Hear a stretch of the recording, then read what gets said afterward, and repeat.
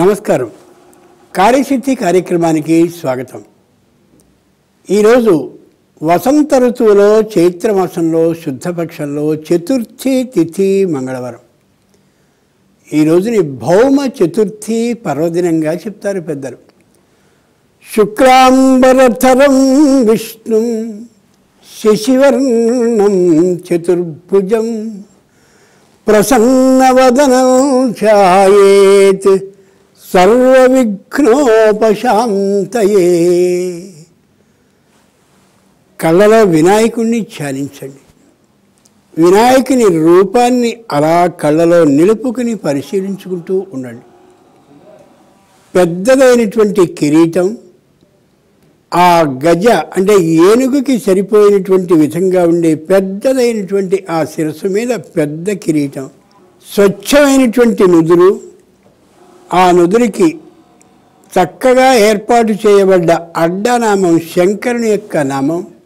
ఆ మహానుభావుని 4 చేతుల్లోనూ 4 ఆయుధాలుగా కనిపిస్తూ ఉండేటటువంటి అంకుశాన్ని పాశాన్ని ఇటు అటు ఉండేటటువంటి పద్మాలని గమనించండి.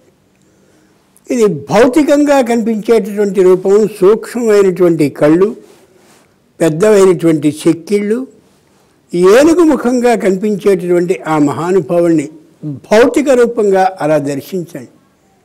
కానీ ఆయన చతుర్భుజం 4 చేతుల్ని ఒకటి రోజులకి సంకేతంగా ఉండే చేతులుగా, ఒకటి పక్షాలు 15 రోజుల పక్షం శుద్ధపక్షం కృష్ణపక్షానికి సంకేతంగా, మరొకటి 2 పక్షాలు ఒక మాసం అయితే ఆ నెలలకి సంకేతంగా, ఈ 12 నెలలకి ఏ సంవత్సరం వస్తూ ఉంటుందో అది సంవత్సరానికి సంబంధించిన ఈ చేతికి సంకేతంగా భావించండి. కాబట్టి ఓ వినాయకుడా, ఈ రోజులు నాకు ఏ కష్టాన్ని కలిగించకు.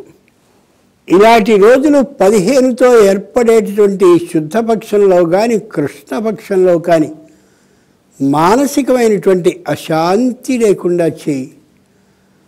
అలాంటి 2 పక్షాలు కలిసినటువంటి ఏ మాసం వస్తుందో ఆ మాసంలో విఘ్నాలు కలిగించకు.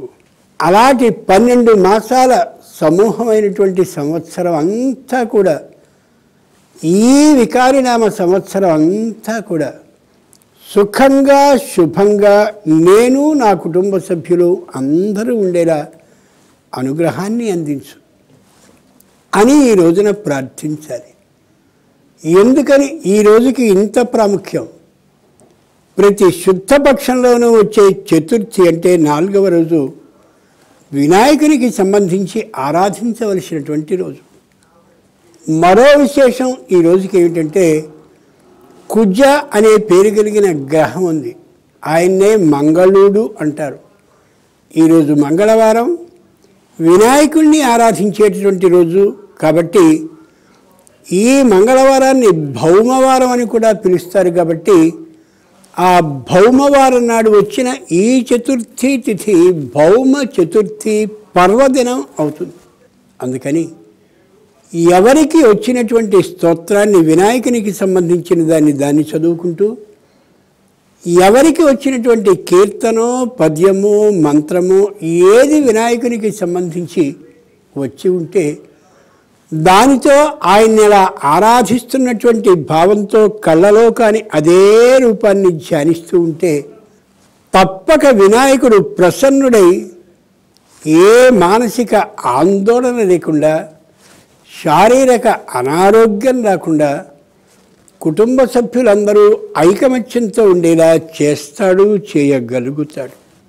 సుముఖశ్చ ఏకదంతశ్చ కపిలో గజకర్ణికః లంబోదరశ్చ వికటో విఘ్నరాజో గణాధిపః ధూమకేతుః గణాధ్యక్షః ఫాలచంద్రో గజ ఆననః వక్రతుండః శూర్పకర్ణః హేరంబః స్కందపూర్వజః.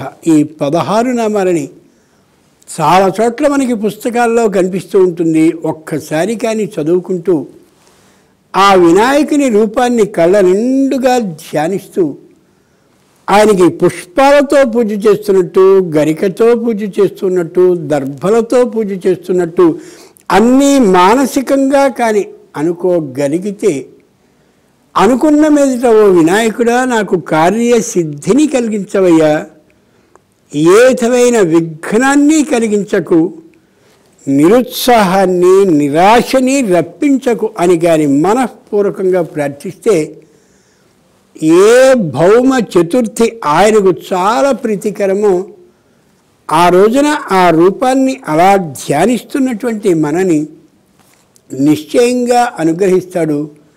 మనం అనుకున్నటువంటి కార్యం సిద్ధించేలా చేస్తాడు. ఓ యథార్థాన్ని గమనించాలి. ధ్యాయేత్ అని కనిపిస్తూ ఉంటుంది. ధ్యానించడం అంటే ఇదే. తప్పక ఇలా ధ్యానించండి, కార్యసిద్ధిని కలుగ చేసుకోండి. స్వస్తి.